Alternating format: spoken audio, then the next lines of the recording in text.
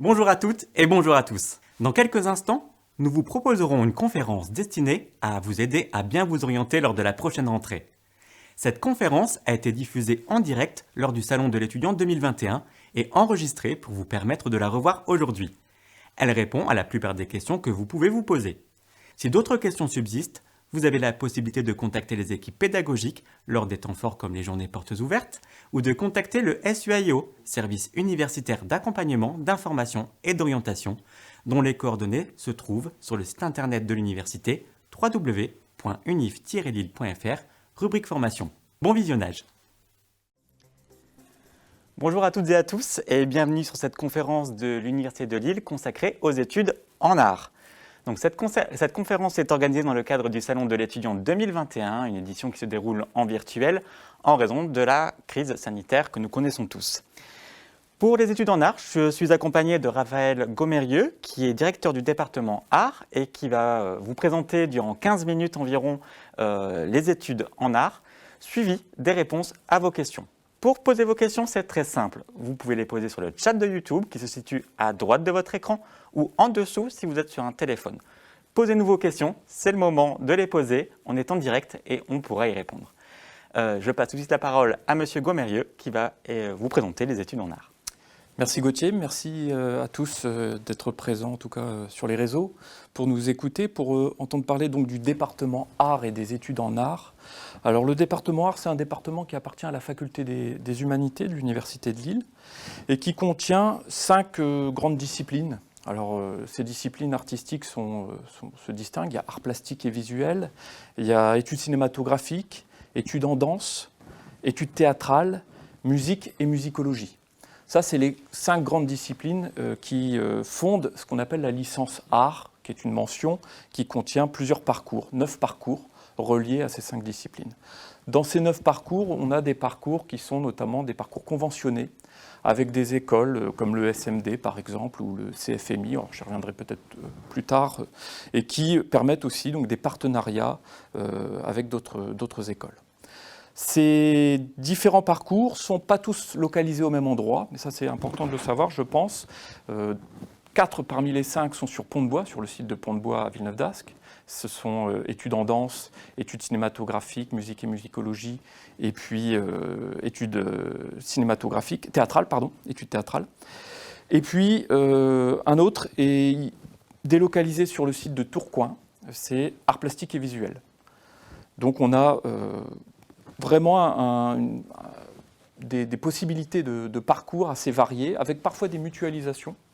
Donc au sein de la licence, on a des enseignements qui peuvent être communs à ces 5 parcours et qui permettent de créer de la relation entre les étudiants et puis aussi de comprendre combien l'histoire des arts et tout ce qui peut être lié à la pratique artistique partage aussi des fondamentaux, ou en tout cas partage des points communs qui peuvent être intéressants pour les étudiants d'explorer en ayant toujours en tête ce qui se fait dans l'art voisin ou dans une discipline qui peut questionner les mêmes dimensions.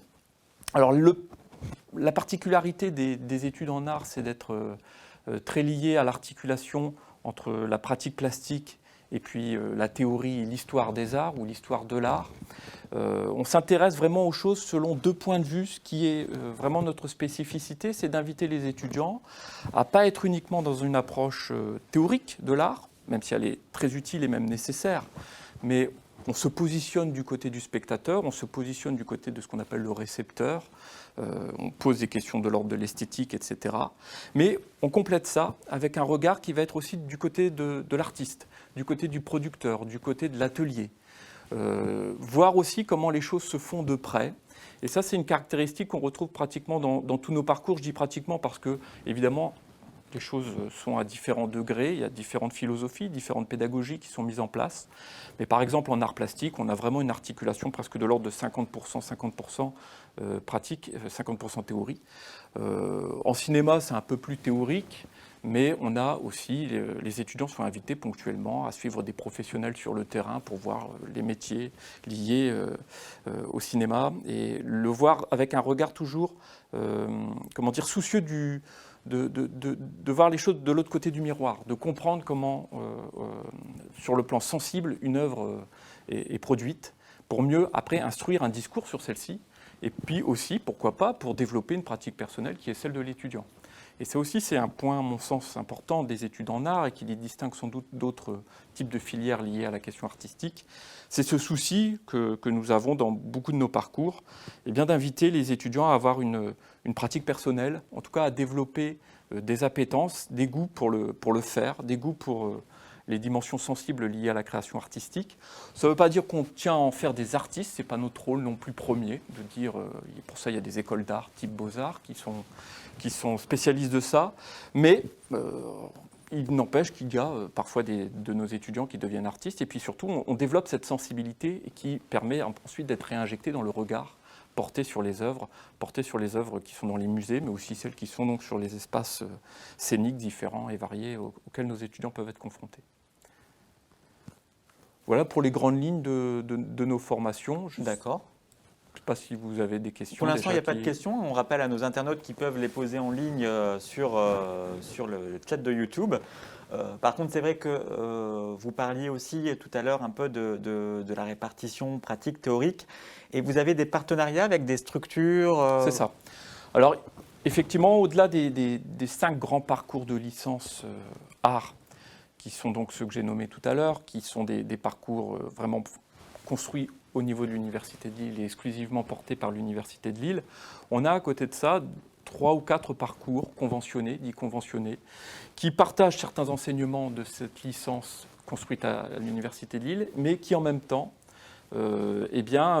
bénéficient du support proposé par ces différentes écoles. Alors dans ces écoles, on a par exemple l'École supérieure de musique et de danse, le SMD, on a le Centre de formation de musiciens intervenants, le CFMI, et puis on a l'École du Nord qui forme notamment des comédiens professionnels et des acteurs liés aux arts dramatiques.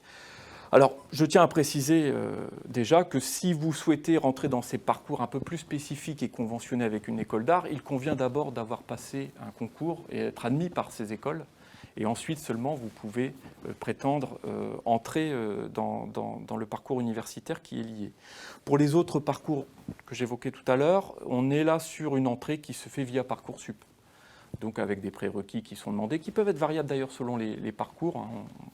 On peut peut-être aussi rentrer dans ce détail-là. Je ne sais pas si ça vous intéresse dans l'immédiat. Tout à fait, si, allons-y. Comme on parle de Parcoursup, parlons des prérequis également. C'est très intéressant pour nos lycéens qui nous suivent. Alors, les prérequis sont assez différents selon les parcours. Et de toute façon, j'invite ceux qui nous écoutent à aller, en tout cas à écouter également les journées portes ouvertes qui auront lieu en distanciel le samedi 30 janvier, parce que là, vous aurez une parole qui sera vraiment celle des experts de ces différents parcours, donc des enseignants qui sont dans ces différents parcours. Moi, là, je vous donne une vision globale, mais effectivement, par exemple, en musique et musicologie, on va inviter l'étudiant à avoir comme prérequis, donc le lycéen qui voudrait rentrer en licence 1, on va lui demander d'avoir comme prérequis déjà une bonne maîtrise instrumentale, peut-être avoir fait 4 ou 5 ans de pratique instrumentale, que ça soit aussi, ça peut être aussi une pratique de chant. On va lui demander également aussi d'avoir les bases, de posséder les bases de la musique tonale. Donc certains prérequis, il ne s'agit pas de se dire je peux me lancer en musique et musicologie simplement parce que j'ai un goût de mélomane. Il y a des prérequis qui sont attendus. En art plastique, autre exemple, on va avoir quelque chose qui peut être beaucoup plus ouvert en tout cas. Alors c'est sûr que des lycéens qui viennent d'une option au lycée qui a été faite avec, un parcours de lycée qui a été fait avec une option art plastique par exemple, ont tendance à être facilement admis. D'autres qui peuvent avoir tout simplement un parcours certes atypique, qui peut même venir de filières scientifiques, mais qui peuvent faire valoir dans différents documents qui vous sont demandés via Parcoursup, notamment des lettres de motivation, etc., et bien faire valoir ce goût et ce rapport singulier qu'ils ont pu construire avec la question des arts plastiques.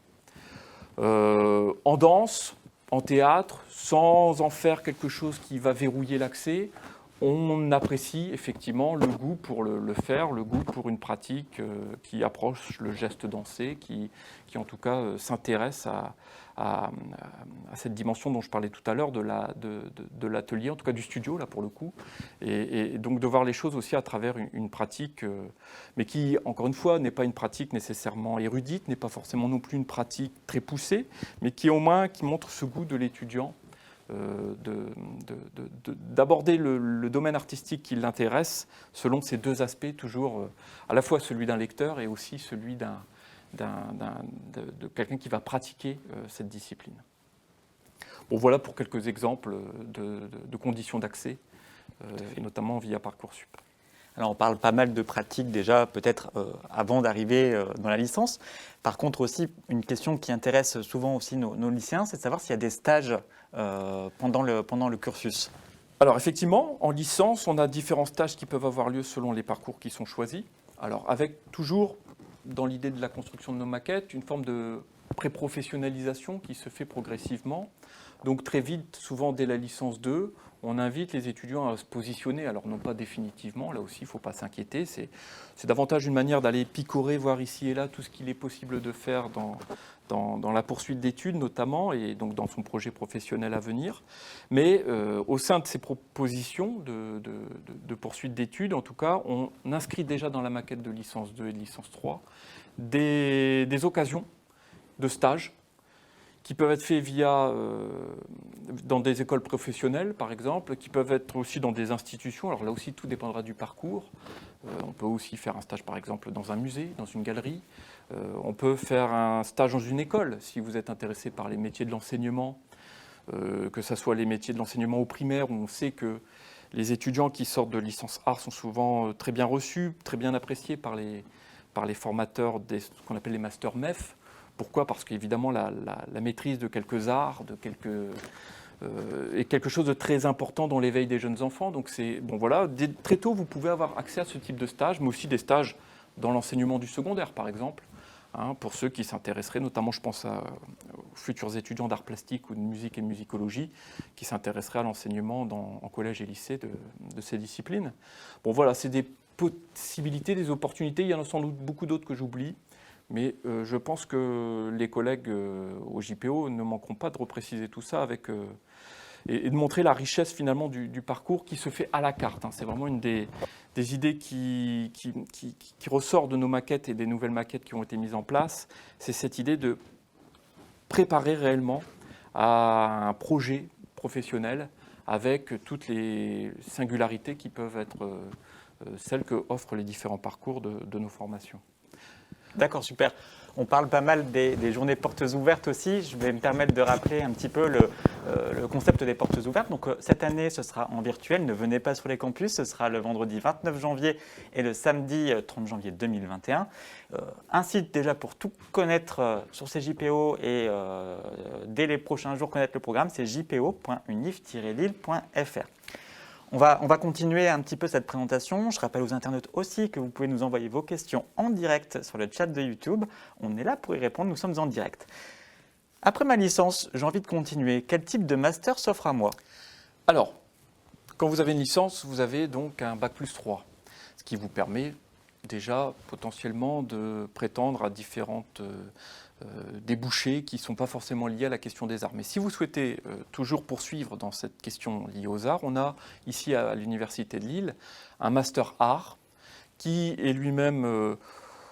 contient lui-même une dizaine de parcours qui parfois sont conventionnés, il y a même certains DU, enfin, il y a une offre assez large et qui renvoie aux 5 disciplines dont je parlais tout à l'heure. Donc vous en avez, par exemple en art plastique, vous avez un parcours exposition, production des œuvres d'art qui va s'intéresser au musée, à la question de la galerie, à la question de comment, au-delà du fait de produire une œuvre, au sens de l'artiste qui la réalise, comment une œuvre est aussi produite par un musée, par une instance, par une institution qui la met en avant, qui porte un regard sur elle et qui fait aussi porter au spectateur un certain type de regard. Donc c'est par exemple ces métiers liés à l'exposition, à la production des œuvres d'art.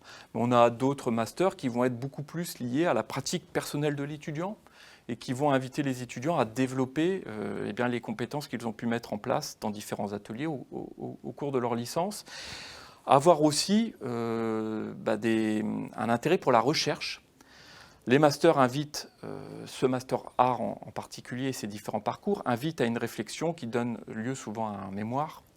Mémoire de recherche qui s'appuie soit sur la pratique de l'étudiant, ce qui peut exister, ce qui peut être intéressant, mais qui peut aussi, évidemment, s'appuyer sur des œuvres faites par d'autres, sur des objets d'étude plus largement, parce qu'on verra qu'on ne s'intéresse pas nécessairement qu'à une œuvre ou un artiste. On est rarement dans la monographie, mais on est souvent dans quelque chose qui va essayer de trouver une question qui n'a pas été encore largement développée par les scientifiques et qui permet aux étudiants d'adopter progressivement cette posture du scientifique, cette posture du chercheur, et de rendre compte à la fin à leurs pairs, à leurs collègues, à leurs camarades, mais aussi à leurs enseignants, des avancées de leur recherche.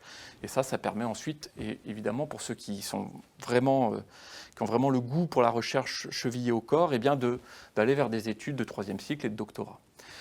À côté de ce master art qui contient encore une fois énormément de parcours, et j'invite tous ceux qui sont intéressés par ça à se renseigner aussi au niveau de la JPO, on a notamment les MEF art, j'en parlais un petit peu tout à l'heure, mais c'est ces MEF c'est les métiers de l'éducation, de l'enseignement et de la formation, qui sont donc chez nous exclusifs à 2 disciplines, art plastique et éducation musicale chant choral, donc liées à la musique. Ça correspond à ce qu'on voit sur le terrain dans le secondaire et notamment en collège et lycée. Dans ces 2 MEF, vous allez être préparé aux attentes du concours, le CAPES, mais aussi l'agrégation, qui n'est pas complètement liée au MEF, mais qui est un concours en tout cas du professorat. Et là aussi, on va développer le même jeu de compétences à la fois pratiques et théoriques, et surtout cette capacité à les coordonner, puisqu'un futur enseignant, c'est quelqu'un qui, face à ses élèves du secondaire, va être capable à la fois de faire des cours théoriques et en même temps de pratiquer avec eux et de leur faire prendre conscience du lien qu'il y a entre le sensible et le discours, et toujours être dans un rétrocontrôle, un échange entre ces 2 données. Donc voilà pour les 2 grands territoires de débouchés que propose la licence art. Tout à fait, ça faisait partie aussi des questions de savoir, pour devenir professeur d'art plastique en collège notamment, quel cursus suivre. Vous venez d'avoir la réponse, donc c'est parfait. Une autre question aussi qui concerne un peu plus les écoles comme le CFMI. Comment faire pour y accéder? Quel parcours suivre pour y accéder? C'est effectivement intéressant aussi de parler de ces écoles. Là, mon expertise sera quand même assez limitée et j'invite vraiment les étudiants qui sont soucieux de ces questions de les reposer en JPO ou de nous contacter par les divers billets permis par l'université. Mais ce qu'il faut, c'est d'abord se rapprocher de ces écoles pour vérifier avec elles que vous êtes dans le profil, que vous avez les prérequis qui sont attendus et que finalement votre demande n'est pas, votre demande est pertinente et peut être reçue. Ensuite, ce sont des écoles qui peuvent avoir des seuils d'admission et donc tout le monde ne peut pas être pris. Et donc il faut aussi vérifier que vous allez être vraiment admis pour pouvoir enfin vous inscrire chez nous et être dans ces fameux parcours conventionnés dont on parlait tout à l'heure. Donc là, c'est quelque chose qui est vraiment très spécifique, très différent selon les parcours et qui nécessite aussi l'expertise conjointe de ces écoles et puis des responsables de parcours qui travaillent au sein de notre mention art. D'accord. Alors nous avons une question aussi sur les candidatures sur Parcoursup. Oui. Est-ce que dans mon dossier de candidature Parcoursup, je peux joindre des exemples de mes réalisations que j'ai déjà effectuées? Alors, en principe, oui.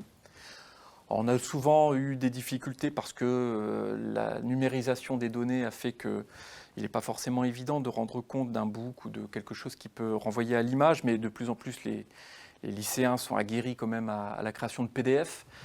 Bon, on ne vous demande pas un truc ou quelque chose qui va être trop développé, trop précis, trop recherché, mais simplement nous donner un état, nous donner à comprendre aussi. Pas simplement des visuels, mais les accompagner encore une fois d'un discours. C'est aussi ce qu'on attend d'un futur étudiant en art, d'être capable de nommer un petit peu ce qu'il fait, de nous dire ce qu'il y a comme enjeu derrière ses réalisations, et puis de nous envoyer ça soit avec des photos, soit simplement en nous expliquant, en étant dans une forme de description, dans une lettre de motivation, et parfois, alors je ne sais pas comment ça le sera, si cette année on aura la possibilité d'avoir un PDF très lourd, mais il y a des contraintes malheureusement logistiques qui font que des fois tout ne peut pas être transmis. Par exemple des vidéos, on aimerait bien que les étudiants puissent nous transmettre des vidéos. Mais n'hésitez pas à mettre un lien aussi qui peut nous renvoyer vers un site internet. Mais bon, voilà, faut pas non plus s'en faire une angoisse. il n'y a pas une attente exorbitante autour de votre pratique. On n'attend pas de vous d'être déjà des artistes ou d'avoir des choses époustouflantes. Ça peut être parfois simplement quelques dessins que vous faites ici et là. Ça peut être des choses très libres. Mais ça nous permet comme ça de mesurer votre goût pour le sensible, votre goût pour la création sous toutes ses formes, même si à l'arrivée en licence 1, elles peuvent être encore dans des formes un peu populaires ou dans des formes un peu mineures, c'est pas très grave. Bien entendu, et les études que vous pourrez suivre à l'université vous permettront aussi d'acquérir un ensemble de connaissances, vous permettant d'évoluer aussi dans votre pratique à l'avenir, hein, j'imagine. C'est l'objectif. C'est ça, l'idée c'est surtout, il n'y a pas trop de dogmatisme dans nos parcours, et c'est une des caractéristiques, je pense, des études en art, c'est aussi d'être historiquement quelque chose de lié à une forme d'ouverture d'esprit, de volonté de s'intéresser à l'art dans sa forme un peu avant-gardiste, c'est-à-dire toujours en quête de nouveautés, en quête de formes qui n'ont pas été nécessairement produites. Chercher non pas l'académisme, mais chercher finalement l'expression singulière. Bon, ça c'est une des grandes pistes. Ça ne veut pas dire que c'est la seule, mais c'est un état d'esprit. Et évidemment qu'on n'a pas d'attendu trop spécifique en tant qu'enseignant. On aime voir advenir des formes qui sont, sinon nouvelles, en tout cas originales et singulières. Et c'est ça qu'on invite de plus en plus les étudiants à chercher au fond d'eux. C'est aussi, progressivement dans les études, on va vous apprendre à discerner les différents types d'art. Hein, vous savez que parfois les étudiants arrivent avec un grand intérêt pour, je ne sais pas, par exemple la bande dessinée ou des arts qu'on appelle dits arts appliqués, liés à certaines contraintes, sans leur enlever leur qualité artistique, sans leur enlever leur dimension. On essaie de montrer aux étudiants qu'il existe d'autres formes d'art, peut-être que certains diraient plus élitistes. Bon, nous, on ne présentera pas forcément les choses comme ça, mais on leur montrera l'étendue pour essayer aussi, là encore, d'avoir un regard qui est en moins un regard critique. Il ne s'agit pas d'endoctriner les étudiants en leur disant « ça c'est de l'art, ça c'en est pas hein, », mais de se dire « il y a des moyens de questionner ontologiquement un objet », d'essayer de comprendre en quoi certaines choses font plus sens que d'autres, certaines pratiques sont peut-être plus intéressantes selon leur contexte, et ça c'est souvent une question qu'il faut avoir en tête aussi, la question du contexte d'émergence d'une œuvre. Une œuvre n'est pas belle dans l'absolu, elle est toujours belle au regard d'une époque, d'une culture, d'un temps donné. Et une fois que l'étudiant, souvent, grâce à ses études en licence art, a acquis une forme de vision globale du panorama de la discipline pour lequel il est intéressé, vis-à-vis duquel il est intéressé, une fois que vous avez connu les grands courants de l'histoire de l'art, une fois que vous avez compris les grandes tendances, vous êtes capable de mieux discerner, de savoir aussi ce que vous voulez. Et ça, c'est quelque chose qui advient généralement en licence 3, où on sent bien que les étudiants savent un peu plus à ce moment-là ce qui leur sied, ce qu'ils veulent faire, et si ils sont toujours bien en art, ou s'ils veulent aller dans des disciplines ou dans des parcours qui sont indirectement liés à la question artistique que nous posons, nous, dans nos parcours. Justement, enfin, ça c'est peut-être un peu plus personnel, mais c'est une question qui me vient là dans la discussion. Est-ce que vous avez des étudiants parfois qui arrivent avec une affinité particulière pour un type d'art et qui finalement, au fur et à mesure des études, découvrent justement d'autres parcours, d'autres types d'art qui peuvent les intéresser ? Oui, alors là je vais surtout parler en tant qu'enseignant en art plastique parce que c'est ma discipline d'origine, donc je n'aurai pas la prétention de pouvoir faire beaucoup de retours sur les étudiants des autres parcours, mais en art plastique il n'est pas rare qu'on ait beaucoup d'étudiants qui aiment notamment le tatouage, la pratique du tatouage. Bon.